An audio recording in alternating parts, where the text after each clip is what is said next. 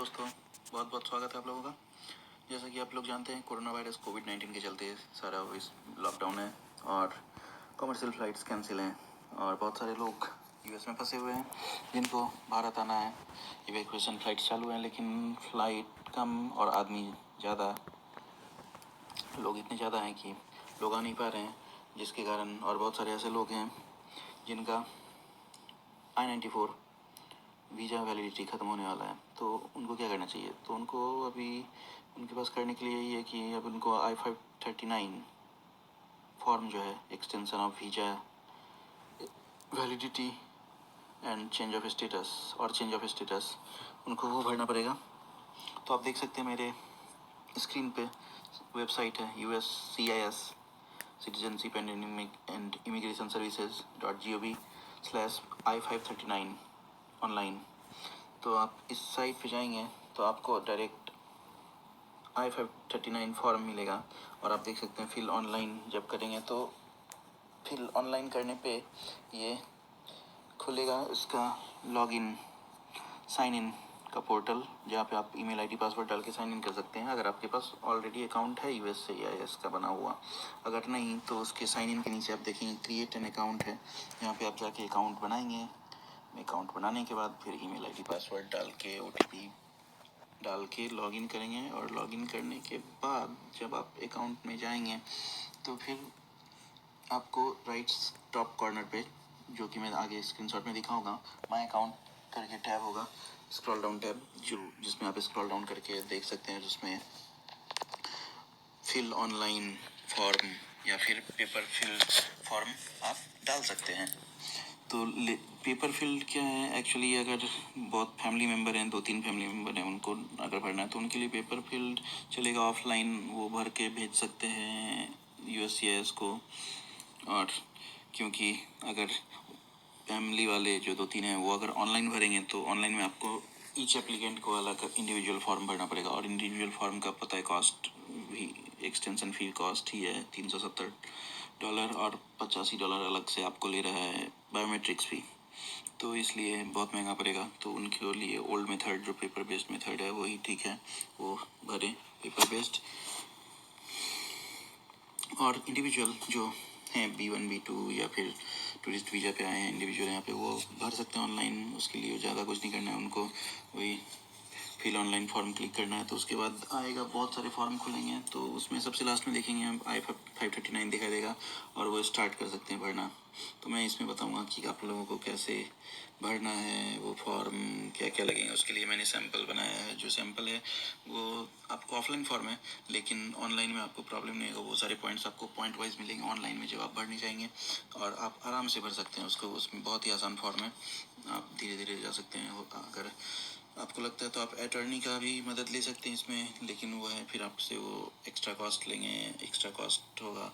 तो मुझे नहीं लगता, क्योंकि अभी कोविड-19 का सिचुएशन, आपको अपने से भरना चाहिए और ओवर स्टे नहीं करना चाहिए, क्योंकि अगर ओवर स्टे हो सकता है तो फ्यूचर में फिर आपको री एंट्री में प्रॉब्लम हो सकता है, यूएस में बैन हो सकते हैं आप।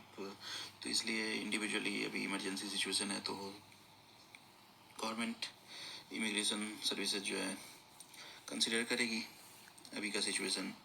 तो इसलिए मुझे लगता है कि ओवर स्टे किए बिना आपको भर देना चाहिए। चलिए, बिना टाइम वेस्ट किए हुए हम लोग फॉर्म पे चलते हैं। ये आप देख सकते हैं, ये फॉर्म यहाँ से चालू होता है। Page 1, application to extend immigrant non immigrant status.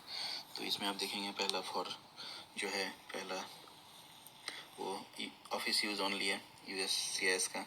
उसके बाद अगर आपने अटॉर्नी किया है, to be completed by an attorney और रिप्रेजेंटेटिव। तो अगर आपके पास अटॉर्नी है तो फिर आपको G28 फॉर्म भी अटैच करना पड़ेगा, जो कि अटॉर्नी के थ्रू जो एक्सटेंशन फाइल कर रहे हैं। तो अगर आपके पास अटॉर्नी नहीं है तो आप direct information about you part 1 से स्टार्ट करेंगे, जिसमें आपको अपना इंफॉर्मेशन डालना है, जैसे अपना family last name, first name, अगर मिडिल नेम है तो मिडिल नेम। बाकी दूसरा US physical address 5A, street name, floor, city, state, zip code आपको डालना है US में जहां आप रह रहे हैं। जब तक आप का एक्सटेंशन ये नहीं आ जाता तब तक आप वहीं रहेंगे, तो आपको वो एड्रेस, फिजिकल एड्रेस डालना है वहाँ पे। और उसके बाद फिर आप देखेंगे जब सेकंड पेज में जाएंगे आप, तो सेकंड पेज मतलब फर्स्ट पेज के ही सेकंड पार्ट में जाएंगे तो उसमें आपको फिर है एलियन रजिस्ट्रेशन नंबर। अब ये एलियन रजिस्ट्रेशन नंबर क्या है? एलियन रजिस्ट्रेशन नंबर आप अगर सर्च करेंगे तो आप देखेंगे कि जो PRC परमानेंट रेजिडेंसी कार्ड के लिए अप्लाई कर रहे हैं एक्चुअली उनको ये रहता है, या फिर जिनके पास ग्रीन कार्ड है उनके पास एलियन रजिस्ट्रेशन नंबर रहेगा। लेकिन जो टेम्पोररी विजिट के लिए आए B1 B2 स्टूडेंट्स, इनके पास कोई एलियन रजिस्ट्रेशन नंबर नहीं मिलेगा। इसके बाद USCIS ऑनलाइन अकाउंट नंबर। तो जो भी नए हैं, जो उन्होंने पहली बार अकाउंट बनाया है, तो उनके पास ऑनलाइन अकाउंट नंबर नहीं रहेगा। एक्चुअली आप जब ऑनलाइन आप यहाँ पे खाली छोड़ देंगे अगर पहली बार भर रहे हैं तो। US मेलिंग एड्रेस भी सेम होगा जो आपने US फिजिकल एड्रेस भरा था, तो इसलिए इसमें कोई चेंज नहीं होगा। उसके बाद आप देख सकते हैं अदर इन्फॉर्मेशन अबाउट यू, तो country of birth 6-7, citizenship, birth, date of birth, US SSN number. तो आपके पास तो टेम्प्रोरी विजिटर्स के पास, नॉन इमिग्रेंट विजिटर्स के पास SSN नंबर नहीं होगा, तो आप इसे खाली छोड़ें। Date of arrival in States में आप अभी जब लास्ट टाइम आए तो वो डेट डालना है आपको, किस डेट को आए थे। उसके बाद I-94 arrival departure record number. अभी ये I-94 कहाँ से मिलेगा? I-94 करके साइट है, वेबसाइट है, जहाँ पे आप जाके अपना I-94 का सॉफ्ट कॉपी डाउनलोड कर सकते हैं, क्योंकि आपको वो सॉफ्ट कॉपी अपलोड करना है। अगर आप ऑनलाइन भरेंगे तो वो as a document, proof document आपको अपलोड करना है USCIS के साइट पे। तो आप वो डाउनलोड करेंगे तो I-94 रिकॉर्ड नंबर जो है आपको वहाँ से मिल जाएगा, कोई दिक्कत नहीं होगा। उसके बाद फिर पार्ट 1 इंफॉर्मेशन अबाउट यू जो है कंटिन्यूड होगा। उसमें आप ट्रैवल डॉक्यूमेंट नंबर, उसमें भी आप पासपोर्ट नंबर भर सकते हैं।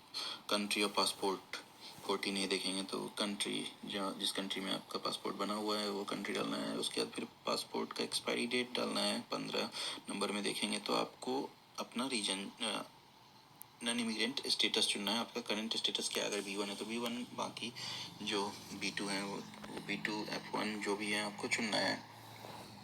और उस B2 का एक्सपायरी डेट आपका कब है, B1 का एक्सपायरी डेट आपका कब है, वो एक्सपायरी डेट डालना है जो I-94 में आपको मिलेगा। I-94 के में आपको मिलेगा कि आपका वैलिड कब तक है I-94, तो वो वैलिडिटी आपको यहाँ पे डालना है, लास्ट वैलिड डेट 15B में। उसके बाद आप देखेंगे 16 खाली छोड़ना है, कोई ज़रूरत नहीं है। Part 2 application type. तो आप एक्सटेंशन के लिए फाइल कर रहे हैं तो इसमें 2 नंबर पे क्लिक करेंगे जो an extension of stay in my current status है। उसके बाद 3C खाली, 3B खाली। उसके बाद फिर USCIS रिसिप्ट नंबर अगर आपके पास कोई पुराना है तो यहाँ पे डाल सकते हैं, अगर नहीं तो खाली छोड़ें। 3A में देखेंगे तो no in this application based on a separate petition or application to provide your spouse, child or parent an extension or change of status। तो इंडिविजुअल्स के लिए नो होगा यहाँ पे। बाकी आपको लगता है अगर फैमिली में है आपके कोई स्पाउस फैमिली मेम्बर है तो उसके हिसाब से आप भर सकते हैं। उसके बाद 4th देखेंगे लास्ट नेम ऑफ पेटिशनर और एप्लीकेंट नॉट एप्लीकेबल, क्योंकि कोई नहीं है और 7 इंडिविजुअल हैं तो फिर not applicable. Additional information about the applicant, additional information your current passport number, your country of passport issuance. उसके बाद फिर नंबर ऑफ एप्लीकेंट, तो आप अगर अकेले इंडिविजुअल भर रहे हैं तो I am the only applicant. और उसके बाद फिर पार्ट 3 में जाने का, पार्ट 3 में प्रोसेसिंग इन्फॉर्मेशन देखेंगे कि आपको कब तक रिक्वेस्ट करते हैं, कब तक एक्सटेंड करना है। तो एक्सटेंड करने की आप 6 मंथ का पहले मिला था अगर आपको, तो उसके अलावा आप 6 मंथ और एक्सटेंड कर सकते हैं अपना I-94। लेकिन वो USCIS पे डिपेंड करता है आप वो कितना एक्सटेंड करके देते हैं आपको। तो अभी कोविड-19 का सिचुएशन कर रहा है तो मुझे लगता है कि उनको मानना चाहिए, तो ऐसे आप डाल सकते हैं 6 मंथ अगर आपको डालना है तो, या फिर सितंबर अक्टूबर तक का डाल के रख सकते हैं, क्योंकि मुझे लगता है जुलाई में फ़्लाइट चालू हो जानी चाहिए। तो देखते हैं क्या होता है। वैसे आप यहाँ पे डेट डाल लेंगे जो आपको जब तक एक्सटेंड करना है। अभी 2A देखेंगे तो in this application based on an extension और change of status already granted to your spouse, child और पेरेंट, इंडिविजुअल्स के लिए नो है। उसके बाद कंट्री और पासपोर्ट इशुएंस ठीक है। Passport expiry, physical address abroad. अब फिजिकल एड्रेस अब्रोड क्या मतलब, आपका जो एक्चुअल घर का एड्रेस मतलब इंडिया का जो एड्रेस है वो यहाँ पे डालना है आपको। वो यहाँ पे डालेंगे आपकी आपका इंडिया का क्या एड्रेस है जहाँ आप जाने वाले हैं यूएस से, जब लॉकडाउन खुलेगा तब। उसके बाद आप देखेंगे additional information about the applicant continued, इसमें एडिशनल इन्फॉर्मेशन है। और इंडिविजुअल जो टेम्प्रोरी विजिट के लिए यहाँ पे थे टेम्प्रोरी, वो आप देख सकते हैं। इसमें अधिकतर नो आना चाहिए उनका, अगर नो नहीं है तो फिर कुछ भी गलत, कुछ तो लफड़ा हो सकता है। तो लेकिन अगर आप लीगल हैं, सब कुछ सही चल रहा है, तो आपका सारा इन्फॉर्मेशन नो आना चाहिए।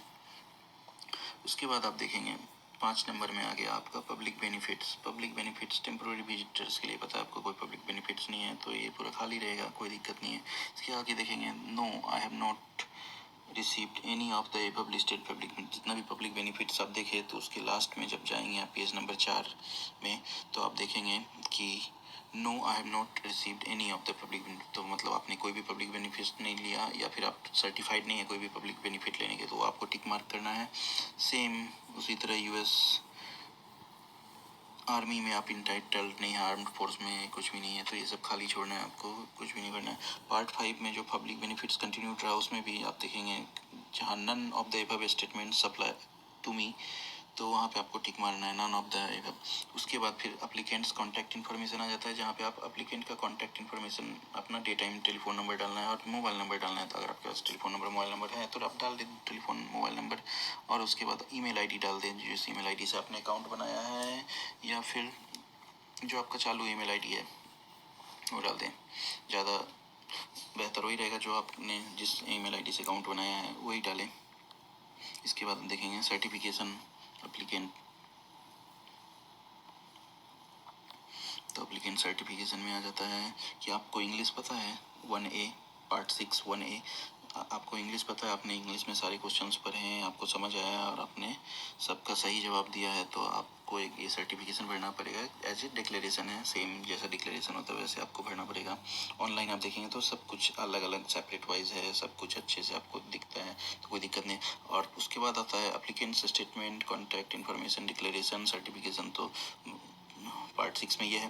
पार्ट 7 क्या है, इंटरप्रेटर। अगर आपने इंटरप्रेटर हायर किया है किसी को कि मतलब वो आपके बदले इंटरप्रेट करेगा और सब कुछ, तो आपको वो इन्फॉर्मेशन देना है। अगर नहीं है तो वो सारे खाली छोड़ने हैं पार्ट 7 के। इंटरप्रेटर्स या फिर प्रिपेयर्स जो भी हैं वो आपको खाली छोड़ने हैं अगर कोई नहीं है तो आप उसके बाद देख सकते हैं डिक्लेरेशन में आपको सिग्नेचर और डेट ऑफ सिग्नेचर वहाँ डालना है। डेट ऑफ सिग्नेचर डाल दिया और आप बगल में देख सकते हैं इंटरप्रेटर्स, तो वो है नहीं तो कुछ डालना नहीं है ना, उसका सर्टिफिकेशन डलेगा। पार्ट 7 में कॉन्टैक्ट इन्फॉर्मेशन इंटरप्रेटर का वो भी नहीं डलेगा। उसके बाद part 8 contact information declaration and signature of person preparing this application, तो कोई प्रिपेयर नहीं है आपके पास तो आपको कोई जानकारी नहीं देना, आपने खुद भर रहे हैं इंडिविजुअली अपने दम पे कर रहे हैं तो आपको कुछ नहीं देना है, सब खाली छोड़ना है प्रिपेयर का। और उसके बाद फिर आप गए लास्ट में आपका है एडिशनल इन्फॉर्मेशन, तो एडिशनल इन्फॉर्मेशन में जाइएगा आप जब, तो यहाँ पे पार्ट 9 जो लास्ट है एंड है फॉर्म का, तो यहाँ पे आप जाइएगा तो यहाँ पे आपको एडिशनल इन्फॉर्मेशन, अगर आप कोई पॉइंट को डिस्क्राइब करना चाहते हैं, जैसे आप भाई मुझे डिस्क्राइब क्या करना है, मुझे डिस्क्राइब करना है कि मैंने अपना एक्सटेंशन डेट मतलब 3 महीना मुझे एक्सटेंड कराना है, 4 महीने मुझे एक्सटेंड कराना है या 6 महीने मुझे एक्सटेंड कराना है, तो आपको यहाँ पे वो page number part number item number को देखिए एक एक्सप्लेनेशन दे सकते हैं, रिक्वेस्ट दे सकते हैं कि मुझे अभी कोविड-19 का सिचुएशन चल रहा है तो मुझे एक्सटेंशन चाहिए इतना, अगर ये खुल जाता है तो मैं फिर वापस चला जाऊंगा और मैं ओवर स्टे नहीं करूंगा, मतलब इलीगली नहीं रहूंगा, मैं लीगली यहाँ हूँ, अभी सिचुएशन ख़राब है, इमरजेंसी है, पेंडेमिक है, इसलिए मैं यहाँ पे हूँ, नहीं जा पाया, मेरा टिकट था ऑलरेडी कैंसिल हो गया, जो कि आपको एज ए डॉक्यूमेंट प्रूफ भी आपको अटैच करना है, आपका टिकट I-94 जो सॉफ्ट कॉपी हो गया, और उसके बाद फिर आपको करंट टिकट न्यू टिकट दोनों दिखाना है आपको। अगर नया डेट आपने चुन के रखा है पहले से कि आपको इस डेट को जाना है तो वो टिकट भी आपको अटैच करना पड़ेगा। और उसके बाद फिर अलावे आपको फाइनेंशियल डॉक्यूमेंट कि आप अगर 3 महीने 6 महीने 5 महीने जितने दिन रहने वाले हैं वो आप फाइनेंस करवाइएगा, तो इसलिए फाइनेंशियल डॉक्यूमेंट जैसे बैंक स्टेटमेंट या फिर आपको इनकम टैक्स आपने भरा है तो वो सब आप एक्स्ट्रा अपलोड कर सकते हैं। जितने ज़्यादा डॉक्यूमेंट आप अपलोड करेंगे उतना अच्छा रहेगा, और जितना अच्छा आपका स्टेटमेंट दिखेगा उतना चांस है कि अप्रूव होगा आपका एक्सटेंशन। बाकी इसके अलावा जो था मैं आपको बताने वाला था कि जब आप सबमिट करेंगे, सबमिट करने के बाद आपको यहाँ पे केस स्टेटस थोड़ी देर के बाद ये अपडेट हो जाएगा। केस वाज रिसीव्ड करके आपको यहाँ केस स्टेटस आपको दिखने लगेगा, केस स्टेटस दिखने लगेगा, और जो जो आप डॉक्यूमेंट्स अपलोड किए हैं वो आप अपलोड वहाँ पे दिखाई देगा आपको अपलोड, जब आप डॉक्यूमेंट्स टैब में जाइएगा। और जिस टाइम में आप यहाँ पे माई अकाउंट में जाइएगा उस टाइम में आपको फिल ए फॉर्म ऑनलाइन या add a paper field case अगर ऐड करना है तो वो कर सकते हैं। और अगर ऐड फाइल ए फॉर्म ऑनलाइन गए तो ये पेज आएगा। ये पेज आने के बाद लास्ट में देख सकते हैं I-589 है, तो वहाँ से आप स्टार्ट कर सकते हैं और स्टेप बाय स्टेप भरते जाएंगे। जैसे मैं ऑफलाइन में बताया सेम टू सेम प्रोसेस वहाँ पे अप्लाई करना है। अगर कुछ कन्फ्यूजन हो तो गूगल कीजिए या फिर कमेंट कीजिए। अगर मुझे कुछ पता चला तो मैं आपको मदद कर सकता हूँ, कोई दिक्कत नहीं है ऐसा। और लेकिन ओवर स्टे मत करिए, क्योंकि ओवर स्टे करेंगे तो फिर आगे री एंट्री में प्रॉब्लम हो सकता है आपको। इसलिए आपकी भलाई के लिए कि आगे, क्योंकि सिचुएशन ख़राब है अभी, तो गवर्नमेंट कंसीडर करेगी आगे, इसलिए ओवर स्टे मत कीजिए, लीगली रहिए।